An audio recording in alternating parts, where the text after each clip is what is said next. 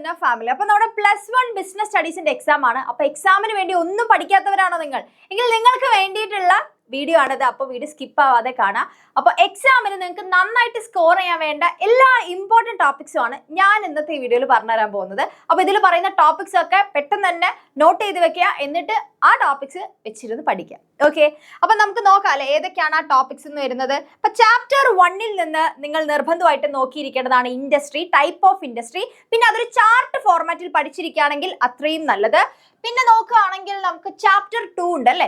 രണ്ടാമത്തെ ചാപ്റ്ററിലേക്ക് വന്നു കഴിഞ്ഞാൽ അവിടെ പാർട്ട്ണർഷിപ്പ് ഡീഡ് എന്താന്നുള്ളത് നിങ്ങൾ ഓർത്ത് വെക്കുക. പിന്നെ ഓക്കെ, പാർട്ണർഷിപ്പ് ഡീഡ് എന്താ, അതിന്റെ കോണ്ടന്റ്, ഫീച്ചേഴ്സ്, മെറിറ്റ്സ് ഒക്കെ നോക്കി വെക്കുക. പിന്നെ അതേപോലെ തന്നെ joint stock company features, demerits അല്ലെ, അതും കറക്റ്റ് ആയിട്ട് നോക്കണം. പബ്ലിക്കിന്റെയും പ്രൈവറ്റ് കമ്പനീന്റെയും ഡിഫറൻസ് നോക്കാൻ പറ്റുകയാണെങ്കിൽ അത്രയും നല്ലത്. പിന്നെ സോൾ പ്രൊപ്പറേറ്റർഷിപ്പിന്റെ ലിമിറ്റേഷനും കൂടെ നോക്കി വെച്ചാൽ നല്ലത്. പിന്നെ നമുക്ക് ചാപ്റ്റർ 4 ആണ്. നാലാമത്തെ ചാപ്റ്റർ നോക്കിക്കഴിഞ്ഞാൽ നിങ്ങൾ കൊമേഴ്ഷ്യൽ ബാങ്ക് ഉണ്ട് അല്ലെ, ബാങ്കുകൾ, ടൈപ്സ് ഓഫ് ബാങ്ക് ഉണ്ട്, അത് നിർബന്ധമായിട്ടും പഠിച്ചിരിക്കുക. കൊമേഴ്ഷ്യൽ ബാങ്കിന്റെ ഫംഗ്ഷൻസ്, പ്രൈമറി സെക്കൻഡറി എന്ന് പറഞ്ഞിട്ടുള്ള ഫംഗ്ഷൻസ് ഉണ്ടല്ലോ, അത് രണ്ടും പഠിച്ചിരിക്കുക. പിന്നെ RBI കൂടെ ജസ്റ്റ് ഒന്ന് നോക്കി വെക്കണം, നല്ലതാണ് കേട്ടോ.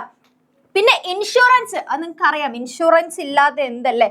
ചാപ്റ്റർ 4 എന്ന് പറയുമ്പോൾ തന്നെ ഇൻഷുറൻസ് ആണ്. അപ്പൊ ഇൻഷുറൻസ് കറക്റ്റ് ആയിട്ട് പഠിച്ചേക്കും, പ്രിൻസിപ്പൾസും ടൈപ്പ് ഓഫ് ഇൻഷുറൻസും. അതൊരു കമ്പാരിസൺ സ്റ്റഡി അല്ലേ, ടേബിൾ ഫോർമാറ്റിൽ കൊടുത്തിട്ടില്ലേ. ഈ ടേബിൾ ഇല്ലെങ്കിൽ എൻ്റെ ഇൻസ്റ്റാഗ്രാം പേജിൽ ഞാൻ ആ ടേബിൾ ഫോർമാറ്റ് ഒക്കെ കൊടുക്കുന്നുണ്ട്. അതായത് കമന്റ് ചെയ്ത് കഴിഞ്ഞ് കഴിഞ്ഞാൽ അതിന്റെ PDF കിട്ടുന്ന രീതി കൊടുത്തിട്ടുണ്ട്, അത് നിങ്ങൾക്ക് നോക്കാം. ഓക്കെ, ക്ലിയർ അല്ലേ. പിന്നെ അല്ലെങ്കിൽ നമ്മുടെ എക്സാം വിന്നർ കൊമേഴ്സിന്റെ ചാനലുണ്ട്, അതിലും വീഡിയോസ് കൊടുത്തിട്ടുണ്ട്, നോക്കാം. ക്ലിയർ അല്ലേ.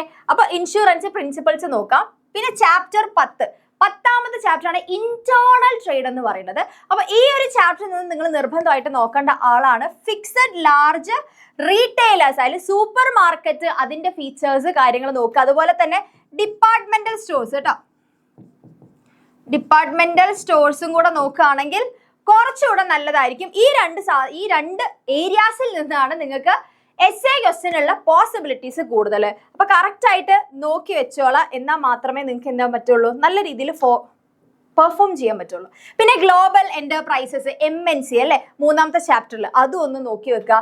മെമ്മോറാണ്ടം ഓഫ് അസോസിയേഷനും അതിന്റെ ക്ലോസുകളും നോക്കിയിരിക്കുക. പിന്നെ ഇത് രണ്ടും നമ്മൾ മെമ്മോറാണ്ടവും AO അല്ലെ, ആർട്ടിക്കിൾസ് ഓഫ് അസോസിയേഷനും തമ്മിലുള്ള ഡിഫറൻസ് കൂടെ നോക്കി വെക്കുക. പിന്നെ അതുപോലെ responsibility towards different goods, social റെസ്പോൺസിബിലിറ്റിയിൽ വരുന്നതാണ് ഈ ടോപ്പിക്സ് നോക്കിയിരിക്കുക. പിന്നെ ആർഗ്യുമെന്റ്സ് എഗെയിൻസ്റ്റ് ആയിട്ട് നിൽക്കുന്നതും പിന്നെ അതേപോലെ തന്നെ റിലേറ്റ് ചെയ്ത് നിൽക്കുന്നതും ആയിട്ടുള്ളത് എന്ത് ചെയ്യണം, പഠിച്ചിരിക്കുക സോഷ്യൽ റെസ്പോൺസിബിലിറ്റിയിൽ നിന്ന്. ഈ ടോപ്പിക്സ് ഒക്കെ നോക്കി വെക്കുന്നതാണ്. പിന്നെ ഫാക്ടേഴ്സ് ബിഫോർ കൺസിഡർ സ്റ്റാർട്ടിങ് ആ ബിസിനസ് അല്ലേ, അതായത് ബിസിനസ് സ്റ്റാർട്ട് ചെയ്യുന്നതിന് മുൻപ് നോക്കേണ്ടത് 10 ഫാക്ടേഴ്സ് ഉണ്ട്, ആ 10 ഫാക്ടേഴ്സും നോക്കി വെക്കുക. പിന്നെ അതേപോലെ source of fund, long term fund, പിന്നെ അതേപോലെ തന്നെ നിങ്ങൾക്ക് ഏതൊക്കെയാണ് ഷോർട്ട് ടേം ഫണ്ട് ഏതൊക്കെയാണ്, അങ്ങനെ ക്ലാസിഫൈ ചെയ്യാനൊക്കെ ചിലപ്പോൾ ചോദിക്കും, അല്ലെങ്കിൽ നിങ്ങൾക്ക് മാച്ച് ദ ഫോളോയിങ് ആയിട്ട് ചോദിക്കും. അപ്പോൾ അതുകൊണ്ട് അത് നോക്കി വെക്കുക. ഡിപ്പാർട്ട്മെന്റ് സ്റ്റോഴ്സിന്റെ പറഞ്ഞല്ലോ. പിന്നെ അതേപോലെ ഈ ബിസിനസ്സും ട്രഡീഷണൽ ബിസിനസ്സും, അത് നമ്മുടെ 5ാമത്തെ ചാപ്റ്റർ ആണ്. ഈ ബിസിനസ്, ട്രഡീഷണൽ ബിസിനസ് വരുന്ന എമർജിംഗ് മോഡ്സ് അല്ലെ, അതുകൂടെ നോക്കി വെക്കുക. പിന്നെ കോർപ്പറേറ്റീവ് സൊസൈറ്റിയും അതിന്റെ ടൈപ്പ്, പിന്നെ നിങ്ങളുടെ MSME എന്ന് പറഞ്ഞ ചാപ്റ്ററിൽ നിന്ന് എന്തൊക്കെ ലിമിറ്റേഷൻസ് ആണ് MSME നേരിടുന്നത്, പറ്റുകയാണെങ്കിൽ റോൾ ഓഫ് MSME കൂടെ പഠിച്ചിരിക്കുന്നത് നല്ലതായിരിക്കും. MSMEയുടെ റോള് എന്തൊക്കെയാണെന്നുള്ളത് നോക്കി വെച്ചാൽ നല്ലതാണ്. പിന്നെ അവസാനമായിട്ട് നമ്മുടെ സോൾ പ്രൊപ്രൈറ്റർഷിപ്പ് അല്ലെ, സോൾ പ്രൊപ്രൈറ്റർഷിപ്പ് അതിന്റെ ഫീച്ചേഴ്സ്, പിന്നെ അതുപോലെ ഡിഫറൻസ് ബിറ്റ്വീൻ ഇന്റർനാഷണൽ ബിസിനസ്സും ഡൊമസ്റ്റിക് ബിസിനസ്സും, പൊല്യൂഷനും അതിന്റെ ടൈപ്സും. പൊല്യൂഷൻ ടൈപ്പ് വരുന്നത് നമ്മുടെ സോഷ്യൽ റെസ്പോൺസിബിലിറ്റി ചാപ്റ്റർ ആണ്, ഇത് ലാസ്റ്റ് ചാപ്റ്റർ ആണ്. അപ്പൊ എല്ലാ ചാപ്റ്റേഴ്സിൽ നിന്നുള്ള ഇമ്പോർട്ടൻ്റ് ആയിട്ട് നോക്കി ഇരിക്കേണ്ട ടോപ്പിക്സ് പറഞ്ഞു. ഇതിൽ എല്ലാ ടോപ്പിക്സ് ഒന്നുമില്ല, വളരെ കുറച്ച് ഇമ്പോർട്ടൻ്റ് ആയിട്ട് നോക്കിയിരിക്കുന്ന ടോപ്പിക്സ് ആണ്. അപ്പൊ ഈ ടോപ്പിക്സ് ഞാൻ വെറുതെ കയ്യിൽ നിന്നെടുത്ത് പറഞ്ഞതല്ല, കഴിഞ്ഞ വർഷങ്ങളിലെ PYQs റെഫർ ചെയ്തിട്ട് ഉണ്ടാക്കിയിട്ടുള്ള ടോപ്പിക്സ് ആണ്. അതിന്റെ ബേസിലാണ് ഈ ടോപ്പിക്സ് പഠിക്കണം എന്ന് ഞാൻ പറയുന്നത്. ഓക്കെ, അപ്പോൾ ഇതിൽ എല്ലാ ടോപ്പിക്സും ഒന്നുമില്ല. ഓക്കെ, കുറേയൊക്കെ മാറ്റി, കുറേ ടോപ്പിക്സ് ഒന്നും വന്നിട്ടില്ല. ചിലപ്പോൾ കമന്റ് വരാനൊക്കെ ചാൻസ്, ഇതിലിപ്പോൾ എല്ലാം ഉണ്ടല്ലോ മിസ് ചെയ്യുന്നുള്ളത്, അതുകൊണ്ടാണ് ഓൾറെഡി പറഞ്ഞത്. അപ്പോൾ ഈ ടോപ്പിക്സ് എങ്കിലും ഇനിയുള്ള ദിവസങ്ങളിൽ, വളരെ കുറച്ച് ദിവസമേ ഉള്ളൂ അല്ലേ, അപ്പോൾ അതുകൊണ്ട് നിങ്ങൾക്ക് ഈ ടോപ്പിക്സ് ഒക്കെ കവർ ചെയ്ത് എടുക്കാവുന്നതേ ഉള്ളൂ. അപ്പോൾ അതെന്ത് ചെയ്യുക, നോക്കുക. പിന്നെ കൂടുതൽ അപ്ഡേറ്റ്സ്, കാര്യങ്ങൾ, നോട്ട്സിൻ്റെ കാര്യങ്ങൾ എന്തെങ്കിലും ചോദിക്കാനാണെങ്കിൽ ഈ പേജിലേക്ക് മെസ്സേജ് ചെയ്താൽ മതി കേട്ടോ.